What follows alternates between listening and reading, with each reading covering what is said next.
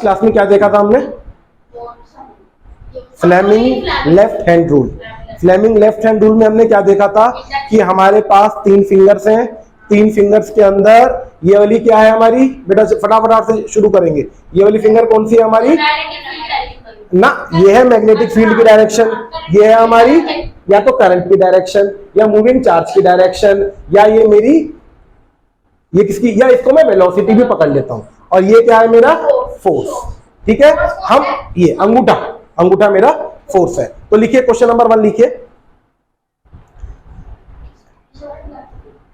Question number 1 लिखिए कि what will be the direction of force, what will be the direction of force if, what will be the direction of force if the direction of magnetic field is south to north, the direction of magnetic field is south to north and the charge particle is moving upside, charge particle is moving upside. ठीक है, ध्यान से देखना बेटा, आगे देखिए बेटा please everybody. देखिए मेरे पास ये 3 चीजें हैं, हमें क्या करना है, जब भी फ्लेमिंग लेफ्ट हैंड रूल लगाना है हमें इन उंगली के ऊपर कॉम्प्रोमाइज नहीं करना है। ये उंगली क्या है, एक दूसरे के परपेंडिकुलर, ये वेलोसिटी मैग्नेटिक फील्ड एक दूसरे के परपेंडिकुलर, मैग्नेटिक फील्ड फोर्स एक दूसरे के perpendicular, force velocity of charge एक दूसरे के परपेंडिकुलर। आप जब भी कुछ हिलाओगे या तो अपना ये हिस्सा हिलाओगे या ये हिस्सा हिलाओगे, कभी भी उंगली की मोशन को कॉम्प्रोमाइज नहीं करोगे। पहला क्वेश्चन करवा दे रहा हूं, बाकी के दोनों क्वेश्चन अपने आप करेंगे हम।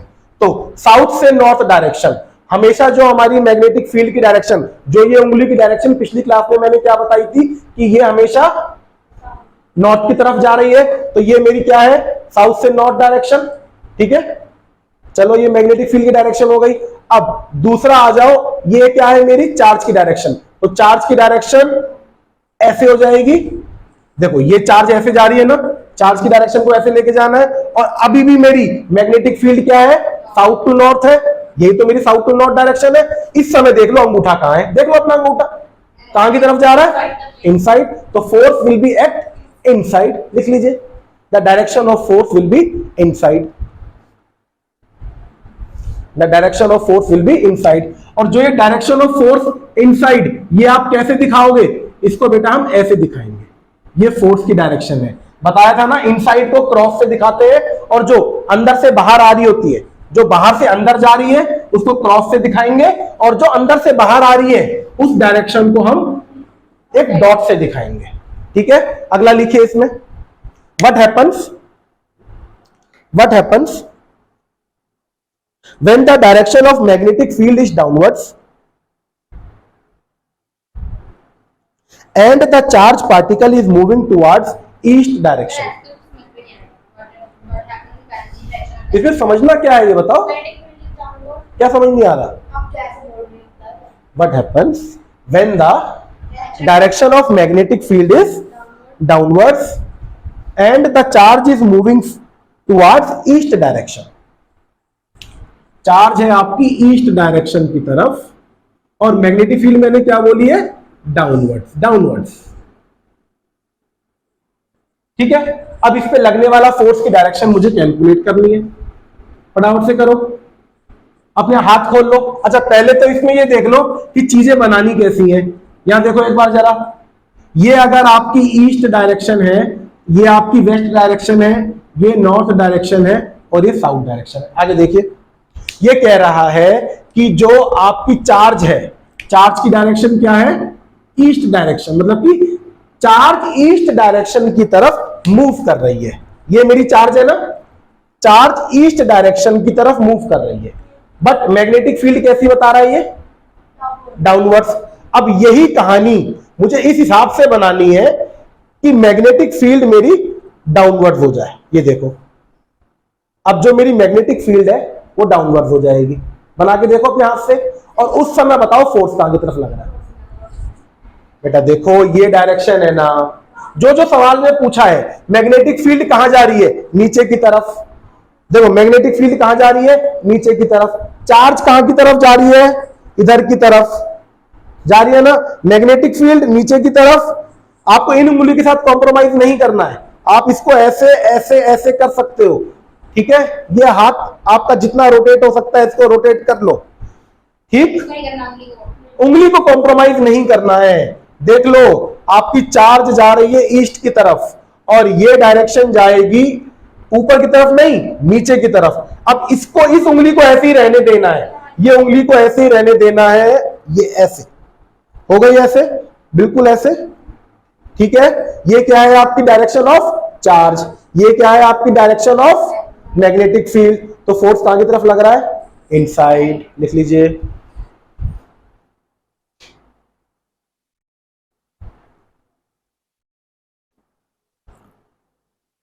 पहले केस में फोर्स कहां पे लग रहा था हमारा,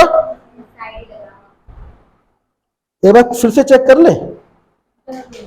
अब मुझे गलत लग रहा है पहले वाले केस में। पहले वाली कंडीशन क्या बताई थी मैंने,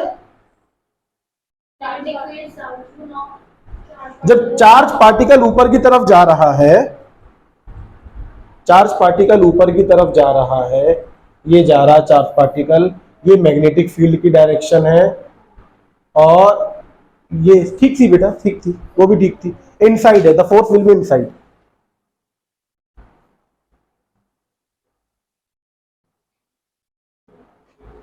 अगला लिखिए, find out the direction of force, find out the direction of force if the magnetic field is, if the magnetic field is coming outside, if the magnetic field is coming outside and the charge particle is moving from west to east direction, and the charge particle is moving from west to east direction, उस case में क्या होगा, force की direction ये आपको calculate करनी है।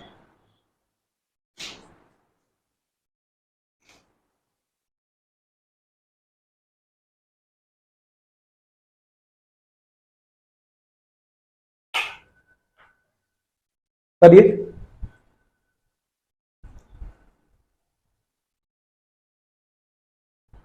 नहीं हो पा रहा है। आउटसाइड कैसे, मैंने क्या बताया था अभी, क्वेश्चन क्या दिया है, मैग्नेटिक फील्ड कहां जा रही है आपकी, inside, magnetic field coming outside. लो, ये आ गई बाहर की तरफ आ गई, ये बाहर की तरफ आ गई मैग्नेटिक फील्ड। ये क्या है, चार्ज पार्टिकल, ये जा रहा है आपका इस समय ईस्ट टू वेस्ट। क्या हमें ऐसे ही जाना था, नहीं, ये जा रही थी मैग्नेटिक ऐसे। ये है बेटा, देखो चार्ज पार्टिकल ये आपकी वेस्ट टू ईस्ट, और ये मैग्नेटिक फील्ड आपकी कैसी है, इनसाइड, ओ सॉरी कमिंग आउटसाइड। आउटसाइड है ना, इधर देखो बेटा, हाथ ऐसे घूमेगा। मैग्नेटिक फील्ड कहां की तरफ आ रही है बेटा, आगे देखो प्लीज, मैग्नेटिक फील्ड कहां की तरफ आ रही है, बाहर की तरफ, और charge particle west to east जा रहा है। उस समय फोर्स कहां की तरफ लग रहा है, डाउनवर्ड्स। लिख लीजिए, the force will act on the body downwards. इसके ऊपर बहुत सारे क्वेश्चन आपको प्रैक्टिस करने हैं। जब तक अपने हाथ की फ्लेक्सिबल, इसकी मसल्स को फ्लेक्सिबल नहीं करोगे, जब तक आपको मजा नहीं आएगा।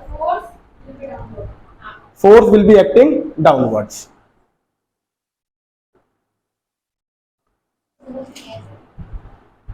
कोई बात नहीं। अब देखिए, यहां पे देखिए, ये बेटा मेरे पास ये कोई एक पार्टिकल है जो कि इस डायरेक्शन में मूव कर रहा है, जिसकी वेलोसिटी v है। इस पार्टिकल के लिए मैंने ये मैग्नेटिक फील्ड ले ली, this is the direction of magnetic field. अब इस मैग्नेटिक फील्ड की डायरेक्शन में क्या हो रहा होगा, देखो फटाफट से बताओ, फोर्स कहां लगेगा। अरे एक्स का मतलब ये है कि मैग्नेटिक फील्ड अंदर की तरफ है। देखो मैग्नेटिक फील्ड अंदर की तरफ है, ये मैग्नेटिक फील्ड अंदर की तरफ गई, अभी भी मैग्नेटिक फील्ड अंदर की तरफ है।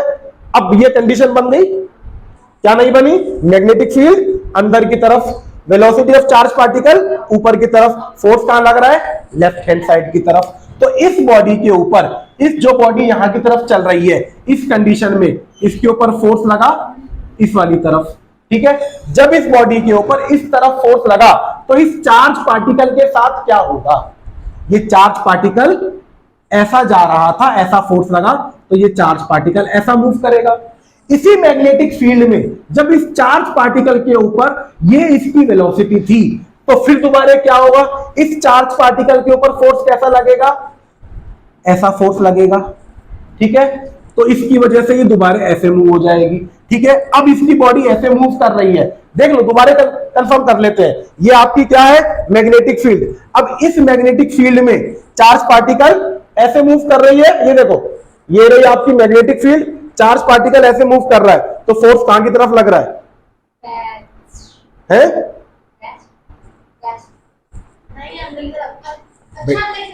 बेटा अंदर की तरफ, मतलब कि अब देखो, ये ऐसे मूव कर रहा था, तो फोर्स हमेशा अंदर की तरफ ही तो लग रहा है।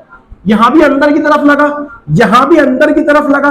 ठीक है, फिर इसने इसको ऐसे मूव करवा दिया, फिर थोड़ी देर बाद इसने इसको फोर्स से ऐसे मूव करवा दिया, फिर ऐसे मूव करवा दिया, और हम ये देखेंगे कि जो आपका चार्ज पार्टिकल है, कुल मिला के वो एक सर्कुलर पाथ में रोटेट करना शुरू कर देता है। इसको मैं दोबारा क्लियर ड्रॉ कर रहा हूं कि अगर आपके पास मैग्नेटिक फील्ड कैसी है, जो कि बाहर से अंदर की तरफ जा रही है, ये क्रॉस क्या शो कर रहा है? आपकी मैग्नेटिक फील्ड को। ठीक है, और एक चार्ज पार्टिकल आपका ऐसा मूव कर रहा था। ठीक है, जब चार्ज पार्टिकल ऐसा मूव कर रहा था, तो हमने ये देखा कि ये चार्ज पार्टिकल इस मैग्नेटिक फील्ड की वजह से गोल घूमना शुरू कर देगा, और इस गोल घूमना शुरू कर देंगे को हम कहेंगे कि इस मैग्नेटिक फील्ड ने इस चार्ज पार्टिकल को, इस मैग्नेटिक फील्ड ने इस चार्ज पार्टिकल को, जो कि v वेलोसिटी से चल रही थी, उसको ट्रैप कर दिया। क्या कर दिया? ट्रैप कर दिया। ट्रैप करने का मतलब क्या होता है? फंसा दिया। फंसाने का मतलब क्या होता है? कि अब आप मेरे चुंगल से बाहर नहीं निकल सकते। तो जब तक इस चार्ज पार्टिकल के ऊपर ये मैग्नेटिक फील्ड में वो चलेगी, तो वो ऐसे ही ऐसे घूमती रहेगी। ठीक है, तो अब हमारा क्या काम है? हमारा काम यह है कि जब एक चार्ज पार्टिकल मैग्नेटिक फील्ड में ट्रैप हो जाती है, तो उसकी वेलोसिटी कितनी होती है, उसको कैलकुलेट करना है। इसको नोट डाउन करो सबसे पहले। क्वेश्चन नहीं है, हेडिंग वही थी। हमने एक केस बनाया था जिसमें हमने मैग्नेटिक फील्ड को लिया था और आपने एक चार्ज पार्टिकल को लिया था। ठीक है, मैं आपको लिखवा देता हूं, चलो कोई बात नहीं, लिखिए।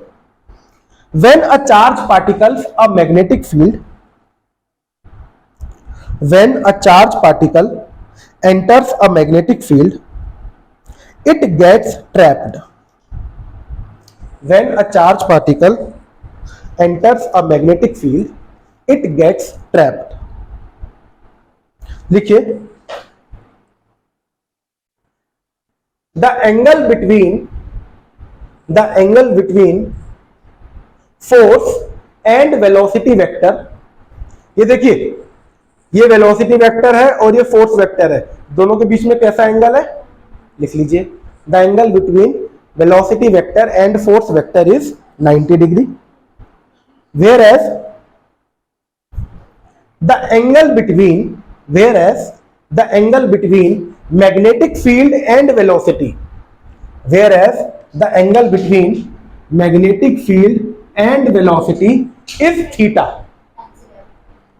बेटा प्लीज इस पे ध्यान दो, whereas the angle between magnetic field and velocity is theta. In this case theta is 90 degree. हमने पिछली क्लास में क्या पढ़ा था? F is equal to Q v B sine theta, ये हमने पढ़ा था। और जो ये थीटा अभी मैंने दोबारा से रिपीट किया है, ये थीटा v और b के बीच का एंगल है, और इस केस में ये थीटा किसके बराबर है? 90 डिग्री के बराबर है। तो ये f is equal to q into v into B में लिख सकता हूं, where sine theta is equal to 90 degree, where theta is equal to 90 degree and sine theta is equal to 1। Note down कीजिए, ये फोर्स हमने पिछली class में note down कर लिया था। ये डायग्राम दोनों बनाने हैं, और इस डायग्राम के साथ अभी मैं इसकी एक एग्जैक्ट डेफिनेशन भी लिखवा रहा हूं।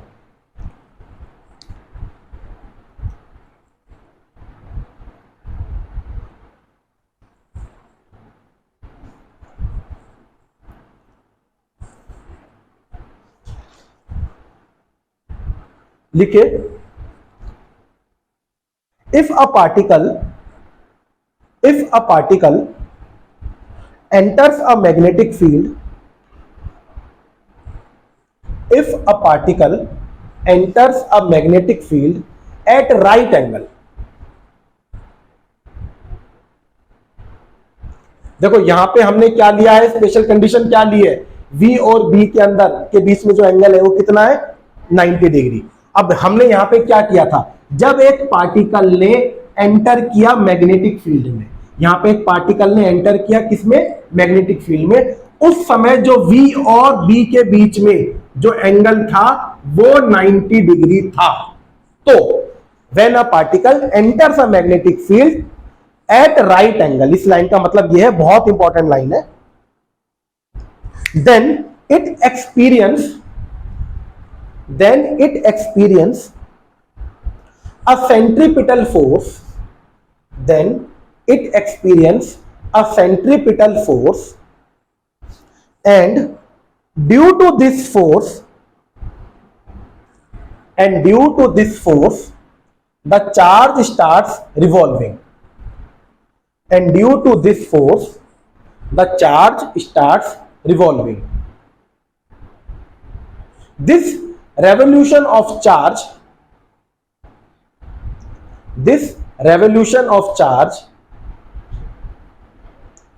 is said to be trapping of a charged particle. This revolution of charge is said to be trapping of charged particle. So now we have to calculate number 1 with velocity।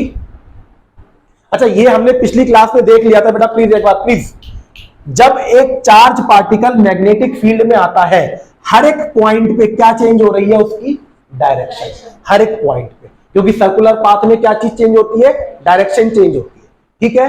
उसका जो magnitude है velocity का वो same रहता है। अगर आपसे सवाल पूछे हर एक पार्ट पे क्या चेंज होती है, वेलोसिटी या स्पीड, आप कहोगे वेलोसिटी चेंज होती है, बिकॉज वेलोसिटी दो चीजों से बनी है, एक तो मैग्नीट्यूड से और एक डायरेक्शन से। क्योंकि इसकी डायरेक्शन हर पार्ट पे पॉइंट पे चेंज हो रही है, तो मैं कह सकता हूं इसकी वेलोसिटी इस वजह से चेंज हो रही है, बट इसकी वेलोसिटी में कोई चेंज मैग्नीट्यूड की टर्म्स में नहीं आ रहा। मैग्नीट्यूड अगर 5 मीटर पर सेकंड था तो इस पॉइंट पे भी वेलोसिटी 5 मीटर पर सेकंड है, इस पॉइंट पे भी, इस पॉइंट पे भी, इसका मैग्नीट्यूड रिमेन्स द सेम। तो अभी हमें इसकी जो वेलोसिटी है, किस वेलोसिटी से ये चार्ज पार्टिकल घूम रहा है, किसमें, इस ऑर्बिट में, मुझे इसको कैलकुलेट करना है। लिखिए number 1 to calculate the velocity of the charge particle, number 2 the time taken in single rotation, number 2 the time taken in a single rotation, and number 3 the angular velocity of the charged particle, and number 4 the kinetic energy of the charged particle। कोई बात नहीं, 4 चीजें करनी है हमें, फिर बोल रहा हूं। सबसे पहले वेलोसिटी कैलकुलेट करनी है, दूसरे नंबर पे टाइम टेकन कि भैया एक चक्कर काटने में इसको कितना टाइम लग रहा है, ठीक है। दूसरा एंगुलर वेलोसिटी, एंगुलर वेलोसिटी क्या होती है, किसी को पता है निशा, बताओ फटाफट से। एंगुलर वेलोसिटी ये मत कहना कि सर ओमेगा होती है, ओमेगा का मतलब क्या होता है, जो तुम्हें पढ़ा है?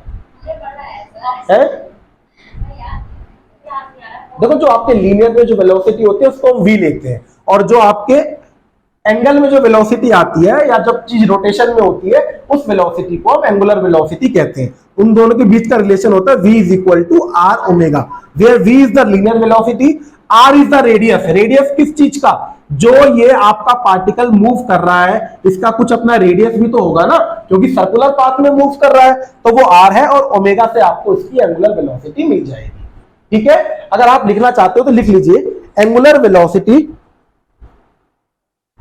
is the angle, angular velocity is the angle rotated in 1 second, 1 second में। ये देखो इधर देख लो एक बार, ये पार्टिकल यहां था शुरू में, ये पार्टिकल यहां था, एक सेकंड में ये मान लो कि यहां तक आ गया, लेट सपोज एक सेकंड में बहुत सारे चक्कर काट जाएगा एग्जैक्टली, बट एक सेकंड में पहले पार्टिकल, जब मैंने घड़ी देखी पार्टिकल यहां था, एक सेकंड में पार्टिकल यहां पे आ गया, तो ये इसका सेंटर पॉइंट है।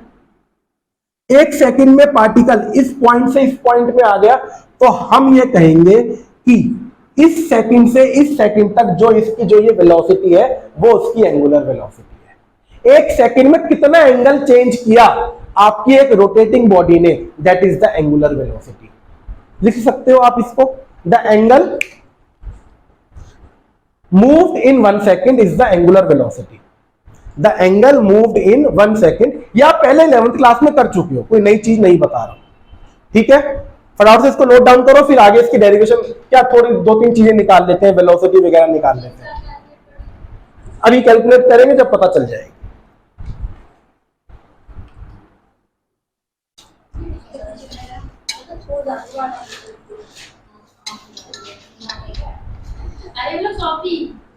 कोई बात नहीं, कोई बात नहीं।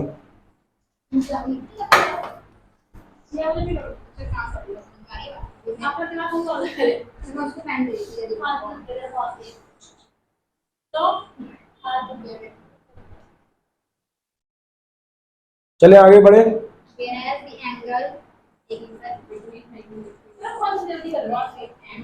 बेटा मुझे थोड़ा आगे तक जाना है, मैं सोच रहा हूँ थोड़ा सा जल्दी जल्दी चीजें करना। सर अब आप बताना, अगर ऐसा बोर्ड में भी क्वेश्चन आ गया कि हमने नहीं करा सिलेबस से बाहर, ऐसा नहीं होता। चलिए अच्छा सुनिए, अब मेरी बात सुनिए, अगर कोई चीज घूम रही है तो उसके पीछे मैंने यहाँ पे क्या बताया कि जैसे ही चार्ज आपकी मैग्नेटिक फील्ड में एंटर हो गई, उसने गोल घूमना शुरू कर दिया।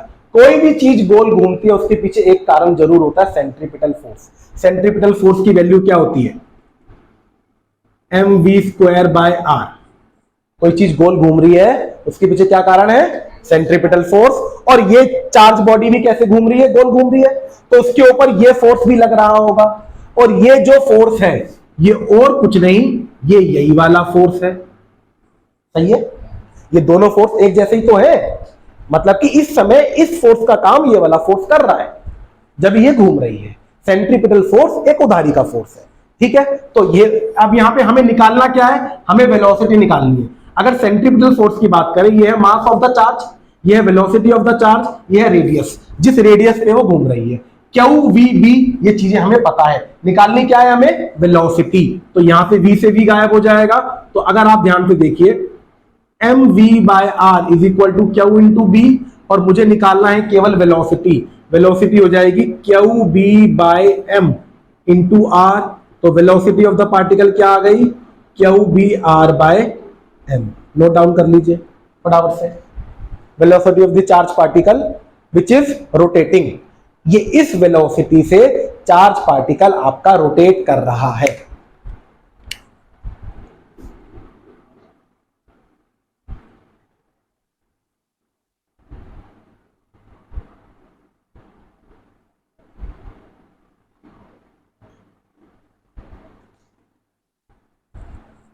लिख सकते हो यहां पे जो ये Q बाय एम आया है, this Q by m is nothing but the specific charge, ठीक है। तो आपका जो वेलोसिटी का जो रिलेशन हो जाएगा वो हो जाएगा Q dash B into r. वैसे अगर आप मेरी मानो तो इसी रिलेशन को याद करके रखना, ये ऊपर वाला, ठीक।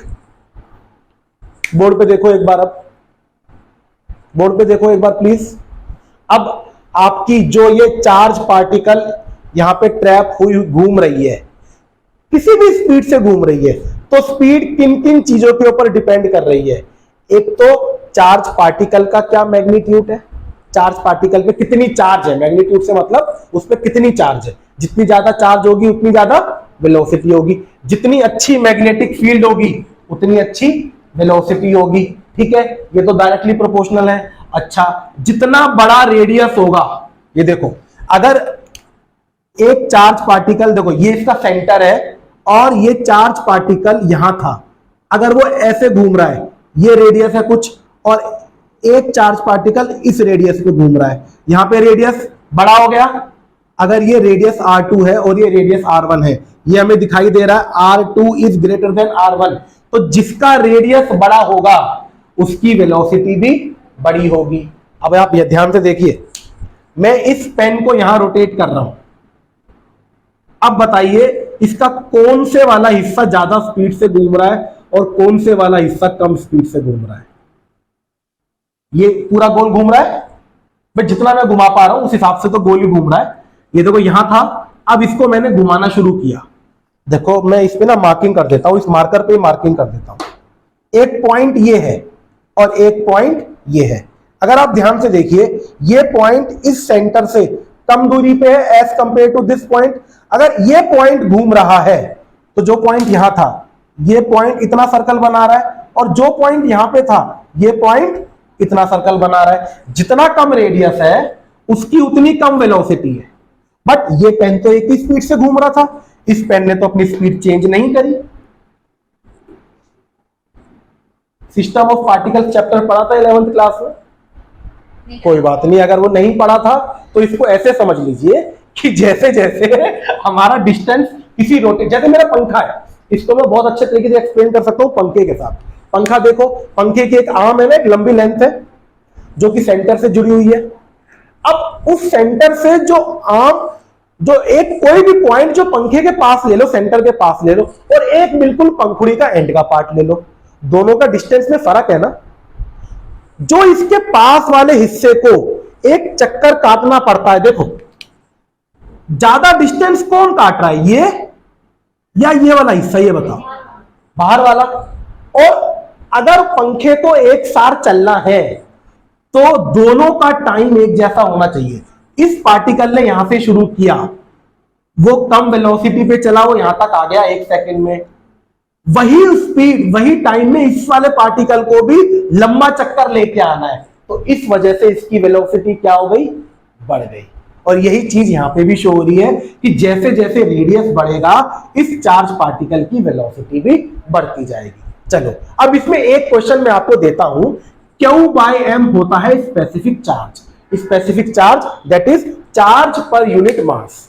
अब कंडीशन ये है कि आपके पास दो पार्टिकल है, एक कोई प्रोटॉन है और कोई एक इलेक्ट्रॉन है। ये बताइए ज्यादा स्पीड किसकी होगी? वाई? इसका मास ज्यादा है तो इसकी वेलोसिटी कम हो जाएगी। लिख लीजिए, electron has the maximum velocity.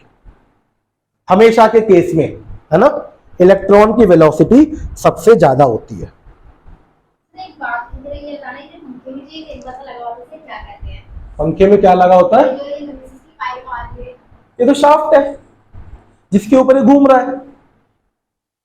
क्या? पोल डांस देखा किसी को करते हुए कभी टीवी पे? पोल डांस पे जो लड़की है क्या कर रही है, वो पोल पकड़ गई तो डांस कर रही है, वो शाफ्ट है। वो शाफ्ट टूट गई तो पंखा गिर जाएगा, शाफ्ट टेढ़ी हो गई तो लड़की गिर जाएगी। सही है ना?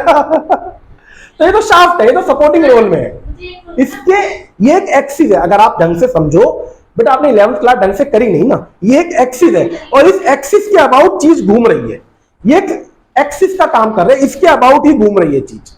नहीं जैसे हम बिजली की दुकान पे ऐसे जाएंगे तो क्या कहेंगे, क्या है?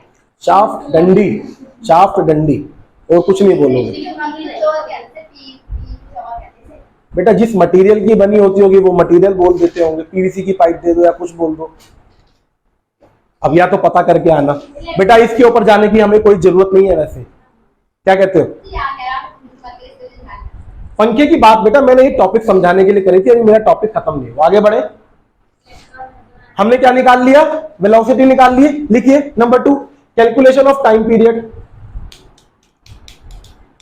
कि कितने टाइम में एक चक्कर कंप्लीट हो रहा है।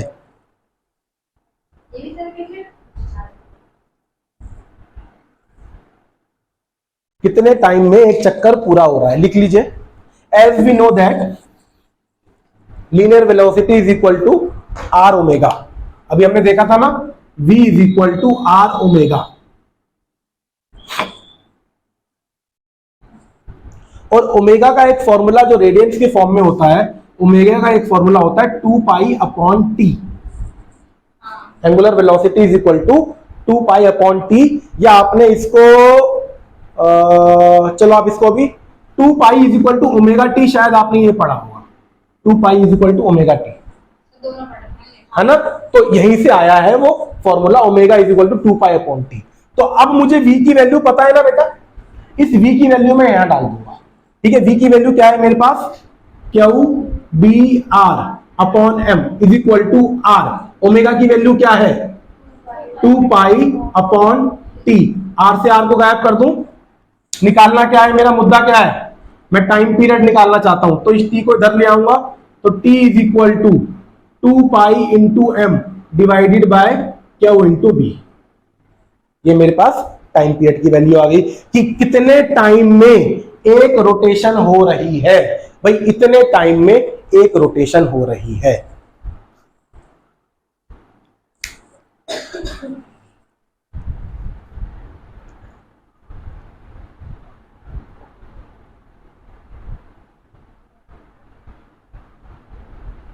नोट डाउन कर लिया। अब टाइम पीरियड किस किस चीज के ऊपर डिपेंड कर रहा है, 2 पाई तो चलो एक कांस्टेंट वैल्यू है, इसको भी पकड़ते नहीं है। जितना ज्यादा मास होगा उतना ज्यादा टाइम पीरियड होगा। अब मान लो कि आपके पास एक इलेक्ट्रॉन है, आपके पास एक प्रोटॉन है, कौन ज्यादा टाइम लेगा, मास किसका ज्यादा है, प्रोटॉन का।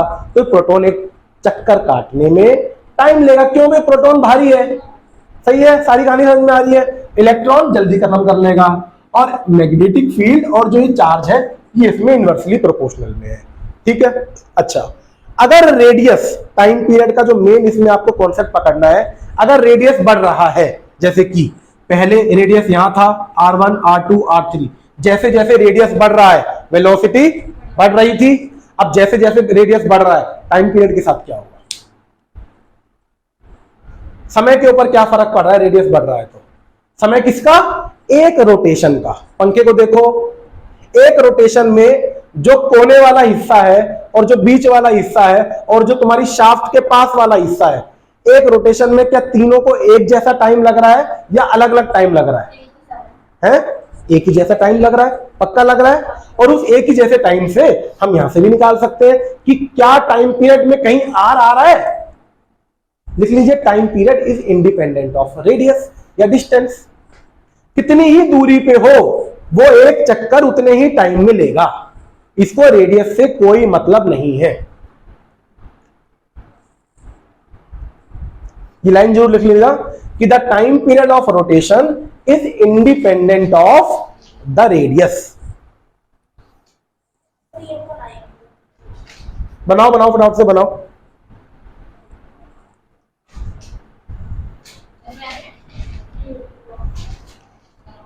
बेटा ये गोले में तो बहुत सारी चीजें मैंने जोड़ दी हैं, मतलब कि हाँ पहले वाला ही बनाओ, ये तो मैं कुछ और समझा रहा था इसलिए यहीं पे ऐसा बन गया है। थर्ड क्या कैलकुलेट करनी है, एंगुलर वेलोसिटी खुद कैलकुलेट करेंगे, मैं बोर्ड पे नहीं करवाऊंगा। 2 pi upon T, where T is the time period. अब तुम्हारा टाइम पीरियड निकल गया है तो ओमेगा भी आ जाएगा फटाफट से, फटाफट से।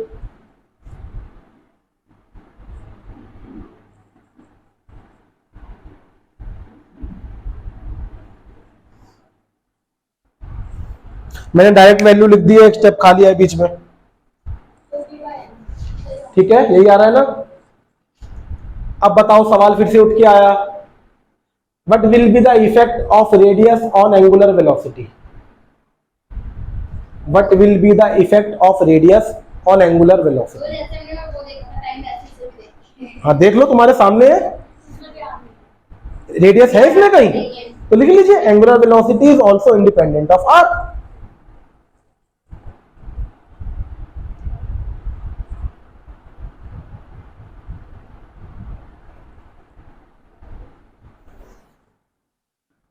बेटा मेन जो इसमें जो फॉर्मूला है ना वो वेलोसिटी का है, वेलोसिटी के फॉर्मूले से सब कुछ आ रहा है। देखो जो हमने टाइम पीरियड भी निकाला उसको भी हमने वेलोसिटी से ही शुरुआत करी।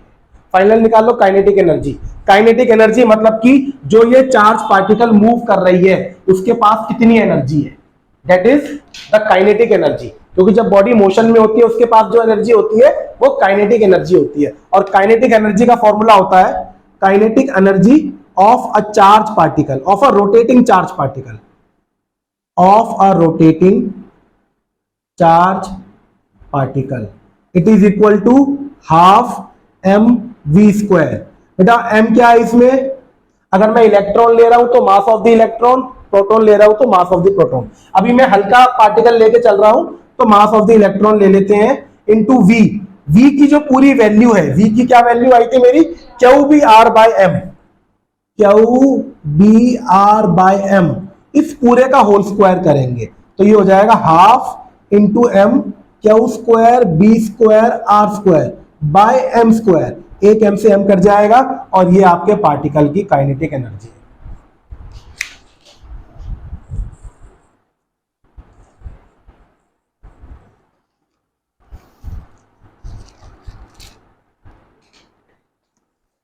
समझ में तो आ रहा है ना?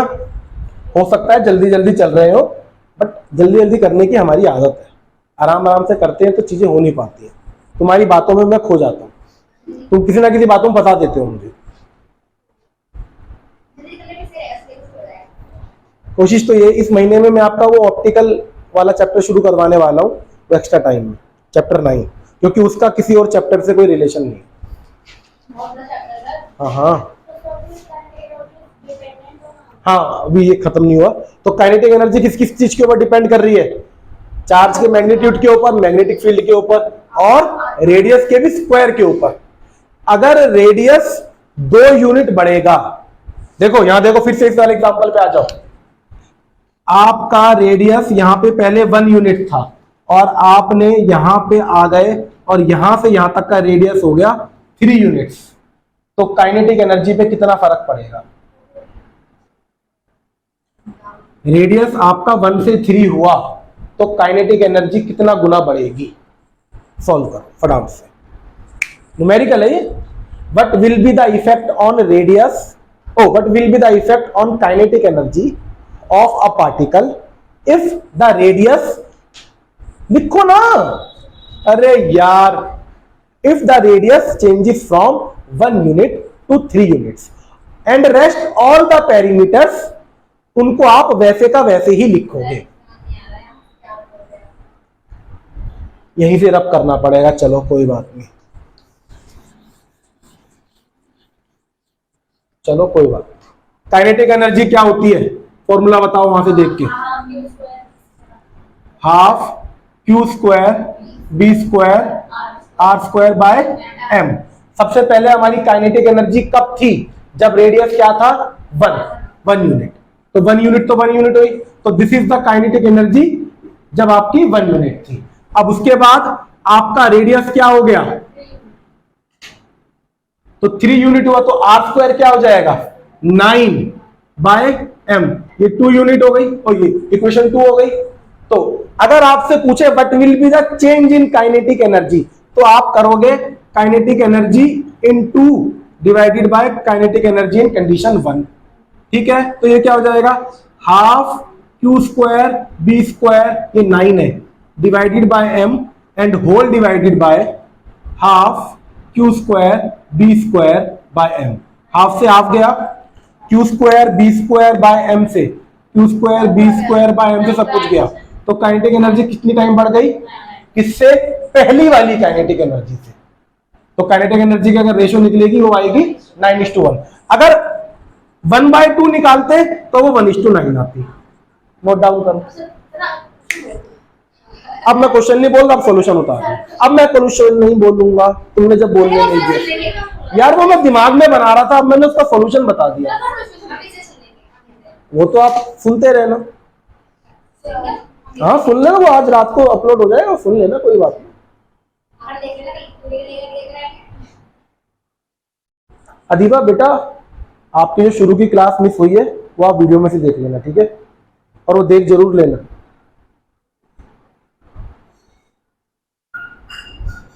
आगे बढ़ू,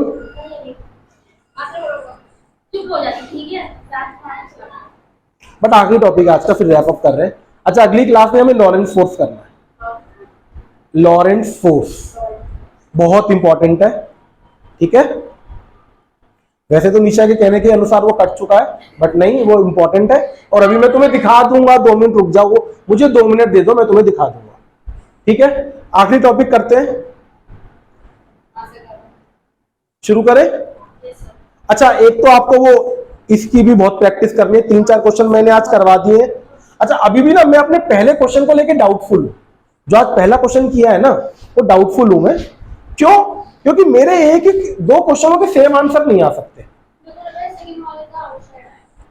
सेकंड वाले का तो बेटा इनसाइड ही है। हाँ, सेकंड वाले का तो इनसाइड ही है। फर्स्ट वाले का आंसर जो इनसाइड लिखा है वो गलत लिखा है। उसके ऊपर अभी आते हैं, उस क्वेश्चन को दोबारा पकड़ लेते हैं, अधिबा को भी थोड़ी सी प्रैक्टिस हो जाएगी उसकी, कोई बात नहीं। पहले ये टॉपिक कवर कर लेते हैं। अच्छा, पिछली क्लास में हमने, अरे रुक तो जा बाबू, प्लीज रुक जा, 2 मिनट रुक जा। पिछली क्लास में हमने ये डिफाइन किया था, व्हाट इज 1 टेस्ला। क्या होता है 1 टेस्ला? बेटा देख के नहीं बताना होता। ये देखो, ये जो फोर्स है, हमने क्या किया था, जब इसकी हमने मैग्नेटिक फील्ड निकाली थी, B is equal to F/V into q sine theta. अगर ये 1 हो गया, ये 1 हो गया, ये डिग्री 90 हो गई, उस समय जो फोर्स लग रहा होगा वो भी 1 न्यूटन का होगा, तो उस समय जो मैग्नेटिक फील्ड होगी वो होगी 1 टेस्ला। 1 टेस्ला बहुत बड़ी मैग्नेटिक फील्ड होती है। मैं इसलिए इस बात पे आ रहा हूं, पिछली क्लास में ये रह गया था कि 1 टेस्ला होता कितना है। जैसे कि आपको पता है 1 कूलम चार्ज बहुत बड़ी चार्ज होती है। जब भी हम चार्जेस की बात करते हैं माइक्रो चार्जेस में, जो माइक्रो कूलम में, सॉरी, ये हमारा होता है ना माइक्रो कूलम, तो 1 कूलम आपकी बहुत बड़ी चार्ज होती है। फिर हमने यहां बात करी कैपेसिटर की, कैपेसिटर में भी 1 फेरेड कैपेसिटेंस बहुत बड़ी होती है, तो इसलिए हम इसको माइक्रो में और पीको में करते हैं। ठीक है, नैनो में नहीं करते, या तो 10⁻⁻⁻6 में करते हैं या 10⁻⁻12 में करते हैं। ऐसे ही अंदाजा लगाना है बस दिमाग से। अगर मैं आपसे कह रहा हूं व्हाट इज 1 टेस्ला, तो कंपैरिजन करेंगे तो पता चल जाएगा व्हाट इज 1 टेस्ला। 1 टेस्ला हमें पता है, इस कंडीशन में जो मैग्नेटिक फील्ड है वो आपकी 1 टेस्ला है। बट एक्चुअली जो मेरी धरती है, धरती की भी अपनी कुछ मैग्नेटिक फील्ड है। जो पूरी अर्थ की जो बेटा मैग्नेटिक फील्ड है वो है 10⁻⁻5 टेस्ला। बहुत कम, 1 टेस्ला से 1 लाख गुना कम है ये। 10⁻5 इज 1 लाख, देसी भाषा में समझते हैं। तो ये 10⁻⁻5 है, मतलब कि जो हमारी धरती की जो मैग्नेटिक फील्ड है वो 1 टेस्ला से 1 लाख गुना कम है। ठीक है, तो अब आप कंपेयर कर सकते हो व्हाट इज 1 टेस्ला। 1 टेस्ला बहुत बड़ी मैग्नेटिक फील्ड है। ठीक है, अच्छा, अगर हमारी एक ह्यूमन बॉडी, उसमें से करंट पास होता है, ठीक है, और जिस बॉडी में से करंट फ्लो करेगा, चार्जेस मूव करेगी, तो उस समय ये क्या बना रही होगी? Magnetic field. तो इसकी मैग्नेटिक फील्ड ह्यूमन बॉडी की कितनी है? 10⁻10 टेस्ला, वो उससे भी ज्यादा कम है। तो समझ लो 1 टेस्ला कितनी बड़ी है। 1 Tesla is the maximum magnetic field जो साइंटिस्ट हैं जो किसी लैब में बना पाए हैं। ठीक है, इससे ऊपर शायद बना दी हो, मुझे ज्ञान नहीं है, बट 1 टेस्ला लैब में बन सकती है। बट वो एक बहुत बड़ी मैग्नेटिक फील्ड है। और जो सबसे बड़ी मैग्नेटिक फील्ड जो यूनिवर्स में, नेचर में पता है, वो एक न्यूट्रॉन स्टार होता है, जिसकी होती है 10⁸ टेस्ला। स्टार का नाम है न्यूट्रॉन स्टार, और सबसे ज्यादा इसकी होती है। ठीक है, इन पॉइंट्स को नोट डाउन कर लो। और अगला इसकी क्लास के बाद, अगली क्लास का टॉपिक है हमारा लॉरेंट्ज फोर्स। ठीक है।